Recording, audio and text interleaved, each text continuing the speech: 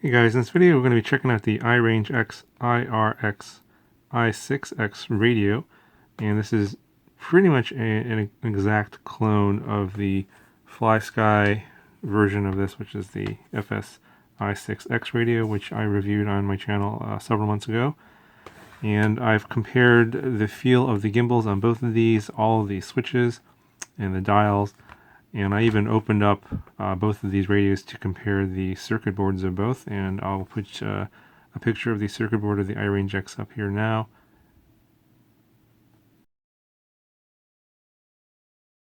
And then here's a photo of the circuit board in the Flysky version.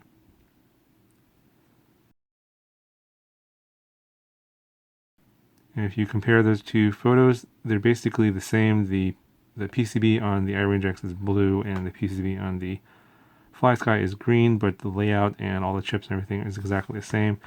The only difference between these two radios is the firmware that's on here. And let me demonstrate what's going on. So we turn this on.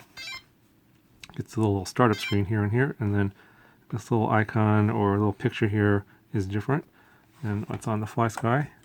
The Flysky actually turns on faster, and you get the Flysky logo there. You don't get a startup logo like you do on the iRangeX. And then when you go look at the firmware version,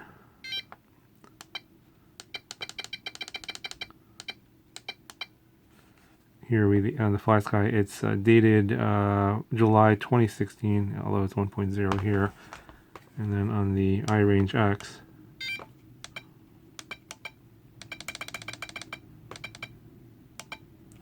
it's also 1.0, but it's December 2016, and you can see that the firmware is a different name here. You can see them side by side. Now the firmwares might be slightly different on these, but I did go through the menus on both of these radios, and they're exactly the same on both of them. So if you want an in-depth look at all of the menu items in this radio, it's the same as in the other video, and I'll put a card up here in the corner so you guys can look at that video.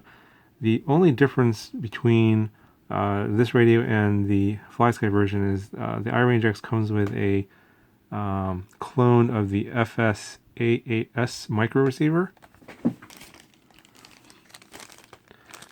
and it looks like this here. It's basically the same receiver, just it's again a rebrand here, just some different labeling.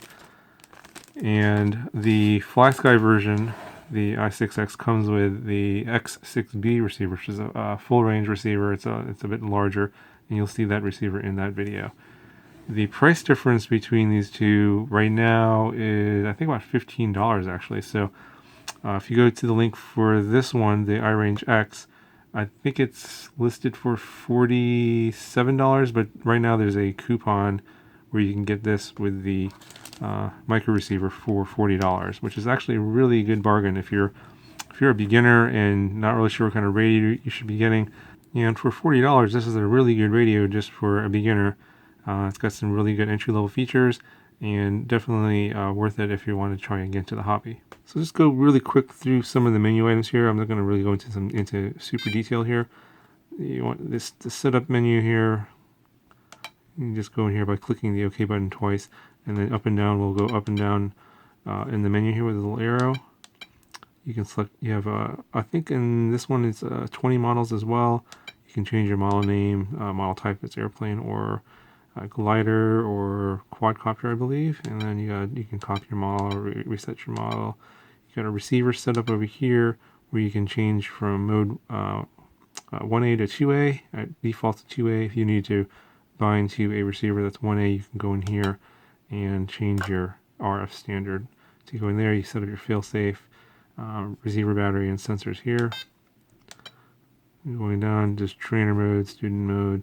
Sticks mode changes your mode from mode 1 or mode 2 if you want to switch your radio around inside to have the throttle on the right hand side. And here at the bottom is going to be your firmware update. And the same port will be on the back here for your firmware updates. And the cable for that is included. That's the cable here, and it goes and plugs into your computer. As far as I know, there isn't a firmware update for this one yet.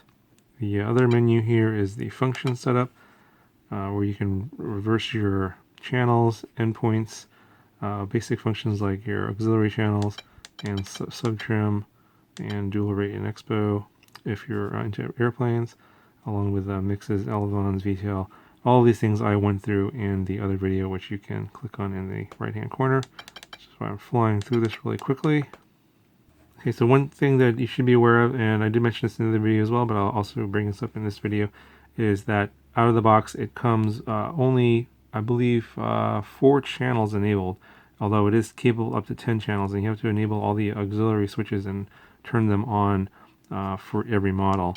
So you go into your system setup here, and I think you go all the way to the bottom to auxiliary switches here.